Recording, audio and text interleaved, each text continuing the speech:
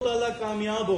میں رہتا ہوں یا نہیں رہتا یہ معنی نہیں رکھتا، یہ ہمارا عہد ہے کہ خام کو لانا ہے، اور یہ آج ہم بیٹھے ہوئے انشاءاللہ تعالیٰ یہ Gilgit Baltistan P T I کا قلعہ ہے، اور یہ ہم ثابت کر کے رہیں گے۔ جو یہ سمجھتے ہیں یہاں سے پی ٹی آئی کا جھنڈا اور خان کی تصویر ہٹائیں گے، ان سے آخری دم تک ہم لڑتے رہیں گے۔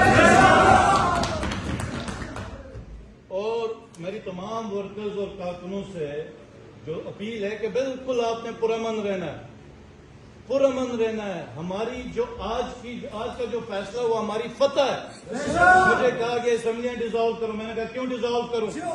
کیونکہ ہم اس وقت اکثریت میں ہیں، ہم دوبارہ الیکشن میں جا کے پھر 2/3 میجورٹی کے لیے کوشش کریں گے، اور جو آئین اور قانون کا گندا کھیل انہوں نے پاکستان کے اندر کھیلا، تو یہاں پہ تو آئین اور قانون بھی نہیں ہے۔ جس خطے میں قانون اور آئین نہیں ہے وہاں پہ آئین نہیں ہے، جہاں پر آئین نہیں ہے وہاں پہ آئین گھسانے کی کوشش کر رہے ہیں۔